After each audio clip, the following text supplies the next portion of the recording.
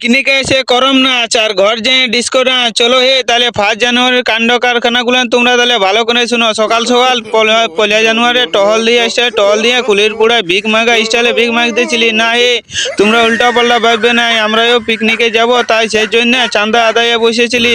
এদিকে আমার বেটি পিকনিকে যাবার সঙ্গ না পায়ে মোটা বাংলা 5-এর মতন করে দিয়েছিল। তারপর সকালে স্নান করতে যাই আমাদের প্রধানমন্ত্রী আর মুখ্যমন্ত্রী বৈঠক লাগাই নিয়েছিল, ব্রাশ কম্পিটিশন। তারপরে ঘর আছে কন্যা দেখা স্টাইলে ড্রেস পেন্টিংটা করে নিয়েছি আমি আর প্রধানমন্ত্রী। বাপের বাংলা ফ্ল্যাটটা থেকে আমার নিনজা কাওয়াসাকি থার্ডটাকে বাইর করে আমরা 4 মহারথী বছরের প্রথম দিন থেকে আড়া কাড়ার মতন মূলকে বলতেছিলি না। হে আমরা কি আর সাদা মূলকে বলছি?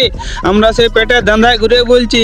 আমরা কি আর একাই মূলকে বলছি? ওইদিকেও বলে দেখো ইয়ারাও মূলকে বলছে। তারপর হাওড়া ব্রিজে কোনো মতে পাইরাইখনে আমাদের ছেলের বাপে ঠান্ডা লাগিয়ে গেছিল, তখন এখানে আছে পুরো আগুন তাপতেছিল। লালপুর আছে আমাদের প্রধানমন্ত্রী মাংসগুলান গুনে গুনে লিতেছিল, কারণ এইসব কাজ এই ছাড়া আর কেউ ভালো করে করতে পারে না। সেই জন্য এই সব জায়গায় দেখে। আর এদিকে আমার দিকে দেখি আমার জুয়ান দিদি পুরা গবসানা স্টাইলে তেঁতুল শানতেছিল। তবে তোমাদেরকে কি বলে বুঝাবো, এই গোপালপুর আছে আমার চপ্পল নিয়ে পলান নিয়েছিল, মানে এটা আমার শালা, এই শালায় আমার চপ্পলটা নিয়ে পলান নিয়েছিল সবাইকে। আমাদের মাংসগুলানকে ঠিক মতন রেডি করে চাল পাছেড়া স্টাইলে প্যাক করে দিয়েছিল। তারপর আমরা ওইখান থেকে বাইর করে ওভারব্রিজের উপর হয়ে যেতেছিলি। তারপর ভাবলি তোমাদেরকে টুকু উল্কাই কোনে দেখান দিই ওভারব্রিজের ভিউ।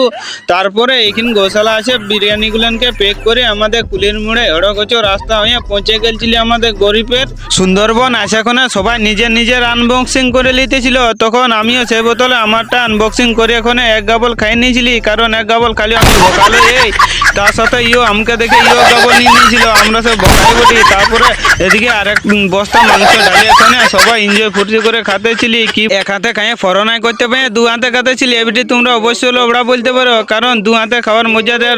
তারপরে গরিবের সুন্দরবন দেখাই নিয়েছি, 4 দিয়ে ঘুরে। আর সুন্দরবন আসবো আর বান্দরামি করবো না, এটা কি হতে পারে? গাঁয়ের ছেলে মানে বান্দরামি। তারপরে লাস্টের সময় দিয়ে দেখি ইয়ারা পুরা মাংস ভাগে ব্যস্ত ছিল। এই ফুর্তি প্রধানমন্ত্রী দমনাচ্ছে, কারণ ইয়ার বিয়া চুকেছে, সেই জন্য আমাদের পিকনিক শেষ এবছরের মতন।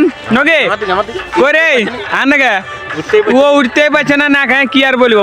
তবে আমরা গাঁয়ে ঘরে করম নাচে চান্স না পাওয়ার জন্য সুন্দরবনে করম নাচ লাগাই নিয়েছিলি, কারণ বাপের জন্ম কেউ করম নাচ নাচি না। সেই জন্য আমরা খিচুড়ি ড্যান্সে পার করে দিতেছিলি। এই বছরের এনজয় ফুর্তি আর কোনো বছরে পাই নাই এরকম এনজয় ফুর্তি, যেমন বছর বছর আছে।